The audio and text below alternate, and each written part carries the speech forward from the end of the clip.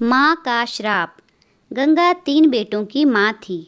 बेटों को छोटी उम्र में ही छोड़कर पिता गुजर गया था। जैसे ही पति गया वो ठाकुर जी के चरणों में लीन हो गई। बस दिन रात उनका ही ध्यान करती, मेहनत मजदूरी कर तीनों बच्चों को बड़ा किया। श्याम प्रसाद, राम प्रसाद और शिव प्रसाद, ये ही तीनों उसकी दुनिया थे। भगवान की बहुत सेवा और मेहनत के बाद तीनों बेटों की शादी कर दी। सब कहते थे कि गंगा माई के स्वर में ईश्वर बोलते हैं। वो जो कहती है पत्थर की लकीर है। सब उसे गंगा माई कहते थे। पूरे गांव वालों को गंगा माई की भक्ति पर अटूट श्रद्धा थी। बड़े बेटे श्याम प्रसाद की पत्नी मुंहफट थी। गंगा माई से उसका 36 का आंकड़ा था। उन दोनों में अक्सर बहस होती रहती थी। एक रोज़ ऐसी ही बहस होकर झगड़े में तब्दील हो गई। उस दिन श्याम प्रसाद कुछ तैस में आ गया। शायद वो पत्नी से दबता था। उस रोज़ वो अपनी पत्नी के पक्ष में गंगा माई से ज़ोर से बोल गया और उसे कलहकारी कह गया। गंगा माई को बहुत दुख और गुस्सा आया। उन्होंने श्याम प्रसाद से कहा, आज तूने अपनी पत्नी के साथ खड़ा होकर मेरे लिए गलत बोला। जा, मैं तुझे श्राप देती हूँ, तू गूंगा हो जाए, आज के बाद एक शब्द भी ना बोल पाए। श्याम प्रसाद ने अपनी माता के दुख को महसूस किया और अपनी गलती को भी। उस दिन से श्याम प्रसाद जानकर गूंगा हो गया।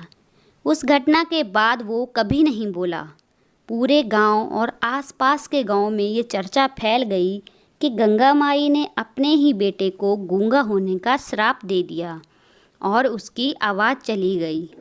गंगा माई की शक्ति और भक्ति का दूर दूर तक प्रसार हो गया।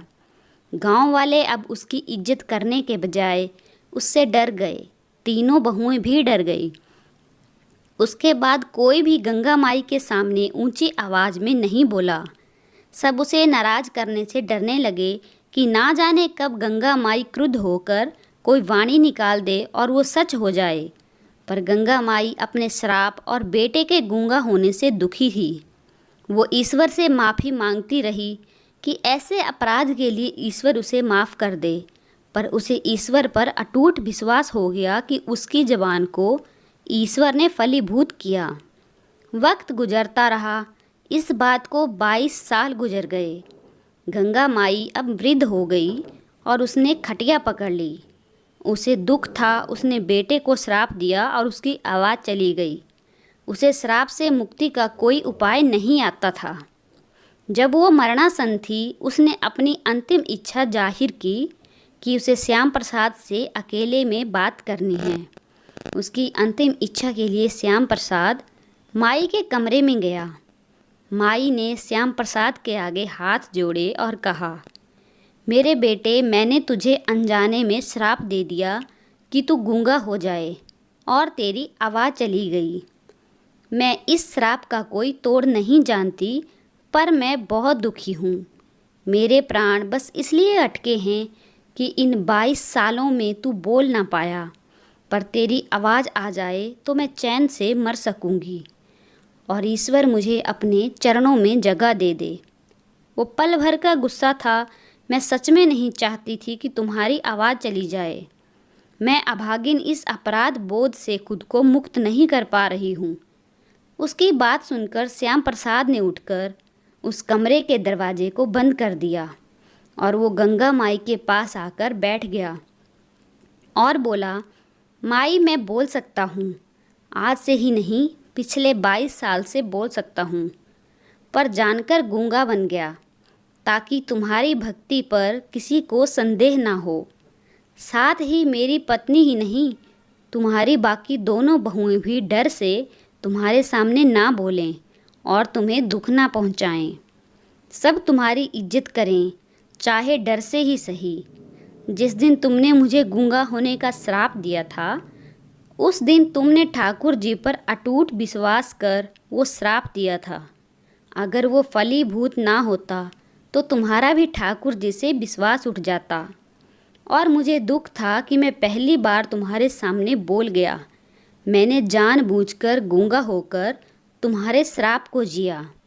ये ज़रूरी था, क्योंकि जो भगवान श्याम थे वो भी अपनी माई की हर बात को मानते थे, तो ये श्याम अपनी माई की बात को कैसे ना मानता। आज आपका दिया श्राप खत्म हुआ और मेरी आवाज़ आ गई है। ऐसा कहकर श्याम प्रसाद ने अपनी माई के हाथ अपने हाथों में पकड़ लिए।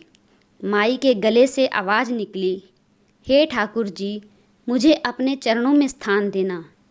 एक हिचकी के साथ माई के प्राण पखेरु उड़ गए।